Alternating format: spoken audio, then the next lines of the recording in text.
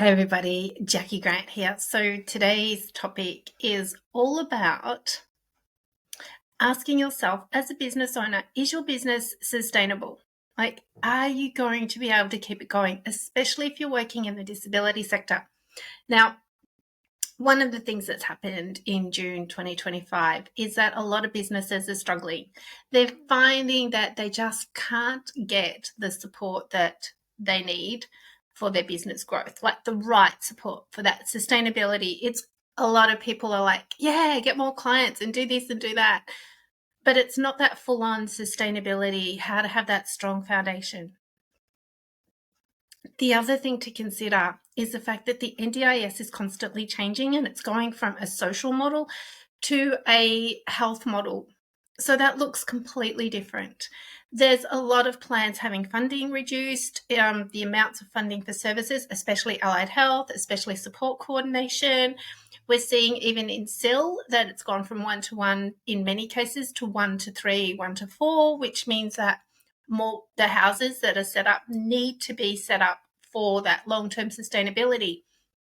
And if they've only got one person in there and the funding is at 1-to-3 at full maximum rate, then they're going to have to take a reduced rate and then come in the wages and the expenses and so on and so forth. So for your business, sustainability is really important.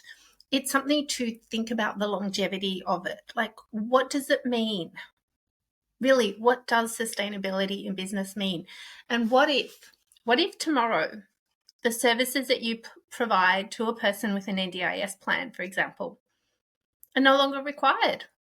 What if they're no longer required and now suddenly your income from having those, maybe 10 people that you provide a service to, and maybe today that service isn't required for one person, and then a week or two or a month later those services aren't required for another person and another person. This is a really real probability. People think that the NDIS is guaranteed money, it's guaranteed to be there for the longevity. And look, I really hope it is, because it offers such amazing, incredible value to a lot of people. However, let's be real, it costs a lot of money. I think it works out that there's 1 in 5 Australians that live with a disability, and it's only 1 in 10 of those 1 in 5 that actually get access to the NDIS. Now, you can campaign, you can complain if you want, or you can speak loudly and say, hey, this is a problem. We should be getting paid more, or there shouldn't be a pricing freeze, or there shouldn't be this, or there shouldn't be that. That's great. But back it up with evidence if you're going to do that. But at the end of the day, where is your business heading? Are you relying solely on NDIS? Because if you are, you may find over the coming years that your service won't survive to provide you with the income that you require for a longevity plan, for a longevity system, for something that is going to be sustainable in the long run. And I encourage you to sit down and do the figures and think about it. Think about it from the context of, if I started losing clients, for example, or participants, so I started losing revenue in my business, what would I do next? What is my plan? Am I going to have to market to more people? Am I going to have to reach out, connect, and network? Is my network strong enough? What if my invoices keep getting declined because the person's out of funding and there just isn't that money anymore? What happens then?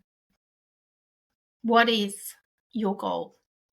Now, a couple of tips is to be planning, sitting down and answering those questions right now with honesty, with pen and paper, and saying, okay, I know that I've been working with this person for 4 years, but what if the funding runs out and it doesn't go up, it actually goes down? What happens then?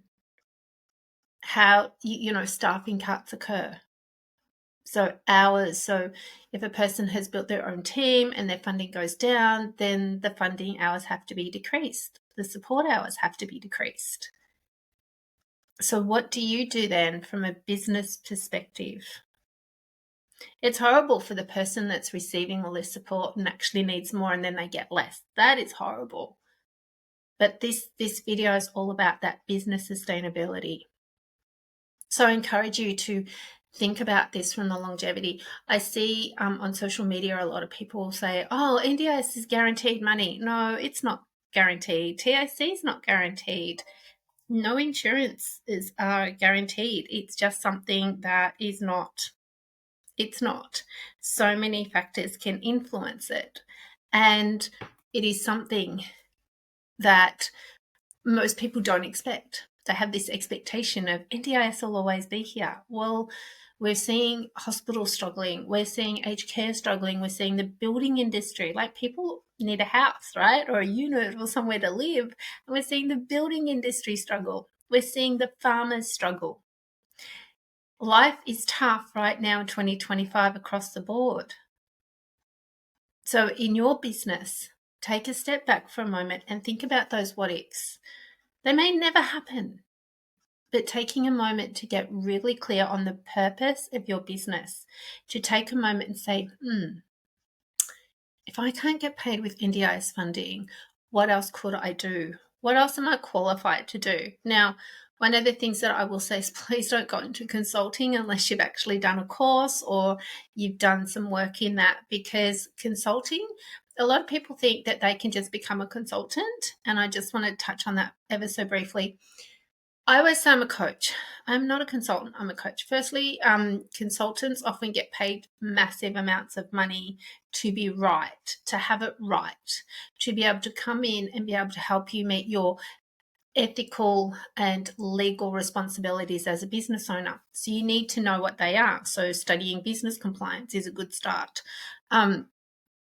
Coming in and knowing the industry so well that you could almost like repeat it without even thinking, without even looking anything up. But it's just also it's not just the NDIS, it's also the legal requirements of running a business. And working with people, it's not just getting people registered. Consulting is much more than that. I have spoken to major big consulting companies in Australia and a couple in America, and the insurance as a consultant is massive. So it's really important that if you think, oh, well, I'll just tell people how to set their business up, be mindful that if you're actually telling them and not guiding them, that you understand exactly what you are telling them, and doing just what you did doesn't always work. I've seen it. I've spoken with people who have had consultants and those consultants will share with you that they had $1 million businesses and things like that, but that was their business model. The NDIS has changed a lot since then, and it's really important to stay up to date. But having an empowered business that's here for the sustainability, and all industries go through change. All industries go through quiet times. Personal trainers are only just starting to pick up. Cafes and restaurants are still struggling because of the price of food. So therefore their prices have to be so much, and people aren't wanting to spend that money easily. So please take your time to really understand what it's going to take to have a business for longevity.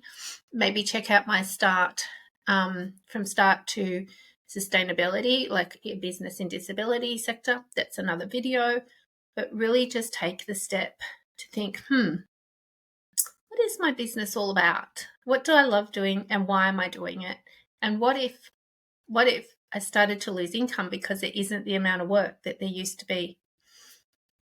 What would I do then? What's important to me? What's important to my life? And have a plan.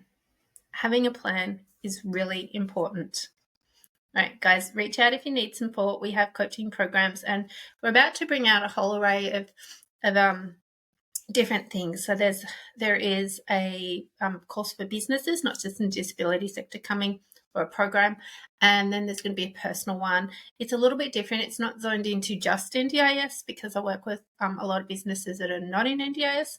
So that's coming, and the tools that are in that some of them may be available independently as well.